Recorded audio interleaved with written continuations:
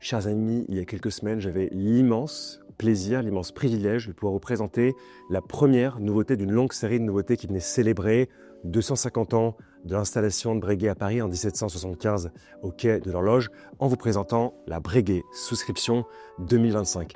Pièce évidemment exceptionnelle, mais sans transition, je vais tout de suite vous amener aujourd'hui à la deuxième nouveauté de cette année de 250e anniversaire, avec la présentation de la Breguet Tradition seconde rétrograde référence 70-35.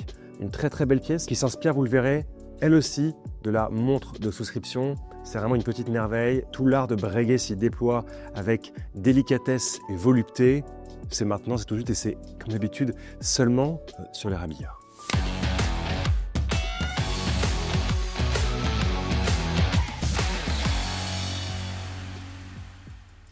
Vous savez, Breguet avait eu un peu ce coup marketing de génie d'aller mettre des annonces en présentant sa montre de souscription.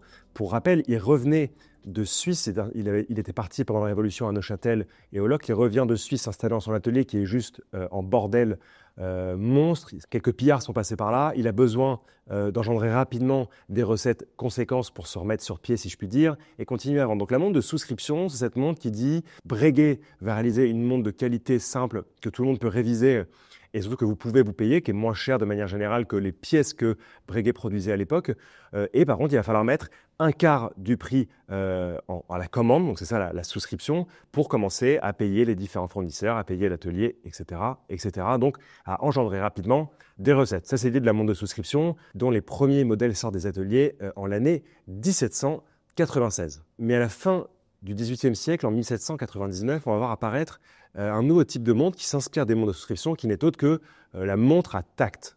Alors j'adore la montre à tact, tout est dans le mot. Déjà, il y a l'idée de toucher, c'est-à-dire qu'en fait, c'est une montre qui est construite comme toutes les montres de poche Breguet à l'époque, au détail près que vous allez avoir un système à la fois sur le cadran, si je puis dire, et tout autour de la carrure avec des petits ergots à chaque heure, pour que discrètement, si vous voulez savoir l'heure, vous mettiez la main dans la poche, vous touchiez un petit peu, au bout de quelques secondes, vous saviez l'heure instantanément. D'un côté, à tact pour le toucher, et à tact aussi, puisque, voilà, imaginons vous parlez avec quelqu'un et cette personne vous met un tunnel spatial et vous n'en pouvez plus, vous avez juste envie de vous casser, et vous mettez la main dans la poche, au lieu d'être vulgaire et de sortir sa montre en disant « Ouais, tu commences un peu à me gonfler, là, ça fait 30 minutes qu'on parle ». Non, vous mettez la main dans la poche et puis vous savez s'il est le moment de se faire la malle, si je puis dire. C'est aussi un moyen de ne pas faire trop de bruit. Je m'explique, quand on est par exemple à l'opéra et qu'on sort sa montre avec la chaîne, avec l'ouverture potentiellement du capot avant, ça peut faire beaucoup de bruit. En fait, on la remet dans la poche, donc ça fait des cliquetis partout.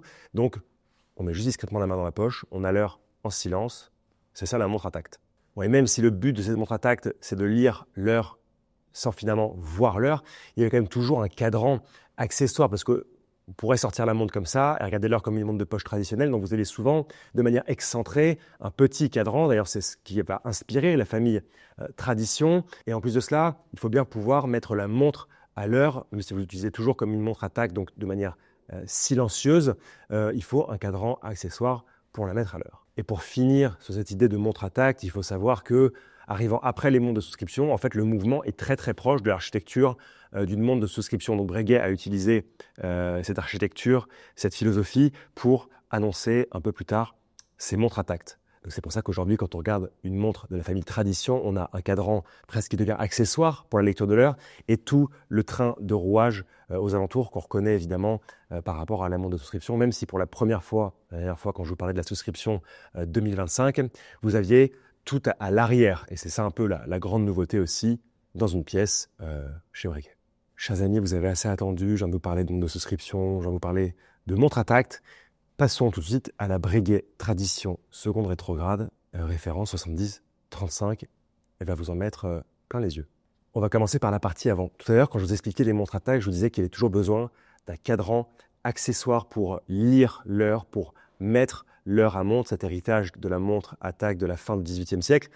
Ici, le cadran principal, si je puis dire, en même temps accessoire, il se trouve à midi au sein du cadran. Il a une base en or, il a été guilloché selon le nouveau motif quai de l'horloge, un motif assez simple, assez joli, mais qui a demandé beaucoup de dessins préparatoires, en fait, qui reprend un peu les deux bras de la Seine autour de l'île de la Cité, où se trouve, évidemment, vous l'avez compris, le quai de l'horloge. Et en fait, ce nouveau guillochage quai d'horloge, entre parenthèses d'ailleurs, qui a été réalisé avec des machines traditionnelles à guillocher qui ont été restaurées, que j'ai pu essayer, c'est juste divin de pouvoir les utiliser. Elles sont extrêmement précises, même si elles ont plus de 250 ans. Bref, on trouve ce cadran en or guilloché quai de l'horloge et qui a été recouvert d'émail bleu qui devient du coup légèrement translucide et on voit apparaître tous les reliefs, les beaux reliefs du cadran guilloché. Par-dessus cet émail translucide, on va venir trouver les index chiffres arabes qui ont été peints, qui sont gris, plutôt clairs. Ça va à merveille avec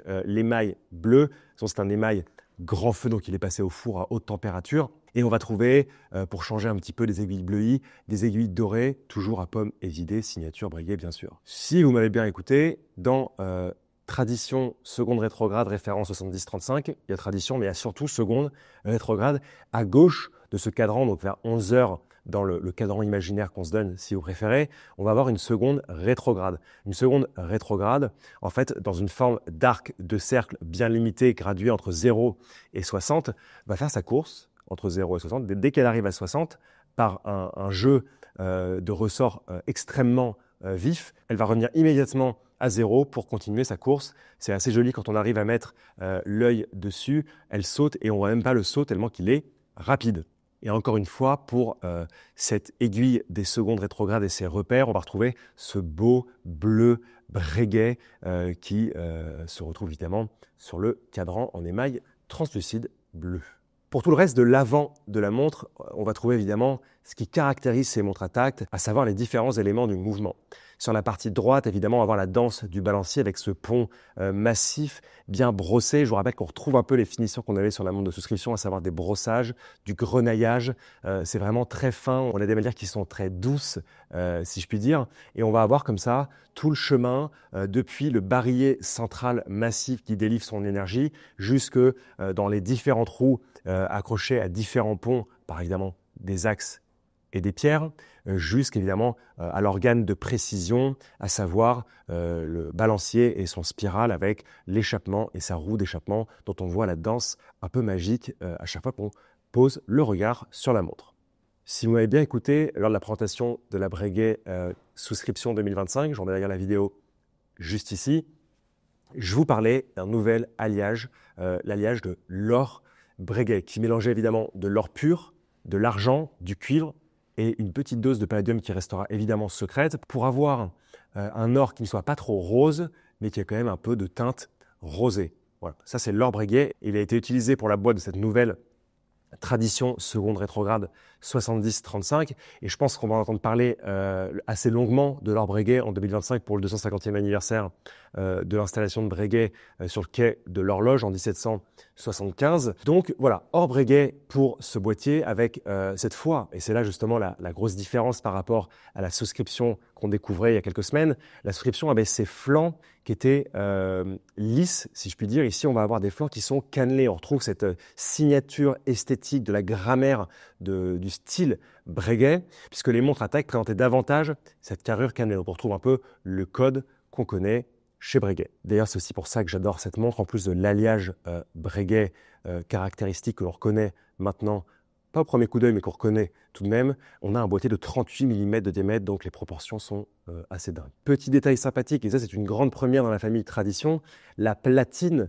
qu'on peut voir en fait face à nous, là où viennent se poser tous les ponts avec leurs roues respectives, a été plaqué avec ce même alliage d'or Breguet. Et en plus, vous retrouvez la finition grenaillée et cette nouvelle alliage aurifère, ce qui fait que c'est très joli. Évidemment, c'est un clin d'œil au boîtier, ça répond au boîtier et c'est juste magnifique. Je présentais ici, il y a quelques mois maintenant, la famille Tradition, en vous parlant bien évidemment des montres perpétuelles. Parce que vous savez que sur cette famille Tradition, quand vous tournez la montre, vous allez avoir la partie avec la masse oscillante. Masse oscillante en demi-lune, qui reprend exactement le dessin de bras et de demi-lune de masse qui avait été perfectionné par Breguet à la fin du XVIIIe siècle. Puisque, il faut le dire, c'est un autre Abraham Louis Perlet, qui, au milieu des années 1750, va mettre au point l'idée de la montre perpétuelle, c'est-à-dire la montre qui se recharge seule quand l'utilisateur va marcher dans la rue.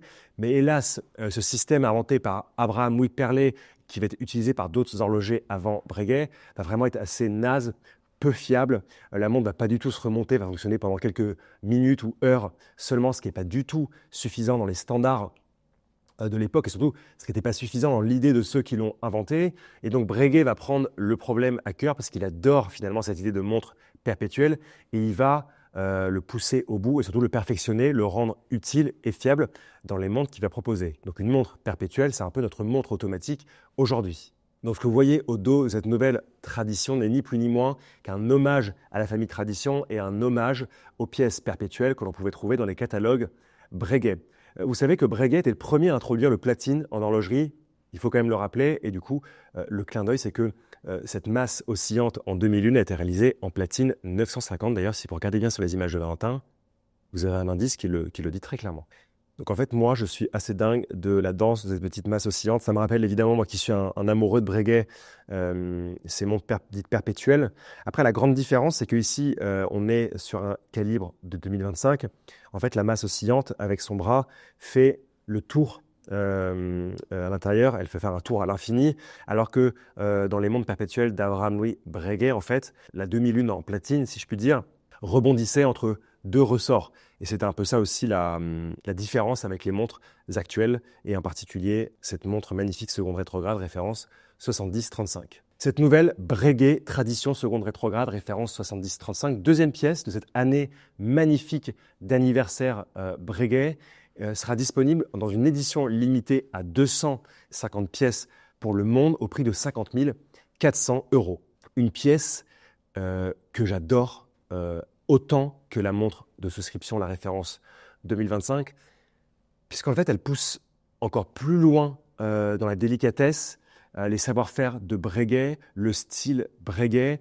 Et ici, j'avoue que le mélange du nouveau motif de guillochage qui est de l'horloge avec cet émail grand feu qui est légèrement translucide, puisqu'il y a une très très fine couche qui est appliquée sur le cadran, le plaquage de la platine dans le nouvel alliage d'or Breguet, cette masse oscillante en platine qui nous rappelle les perpétuels tellement rendu efficace par Breguet. On a vraiment une pièce de choix. Je n'ai pas vraiment les mots, c'est une pièce qu'on a envie de porter tous les jours et je pense qu'on ne cessera jamais de s'extasier à chaque fois qu'on regarde l'heure.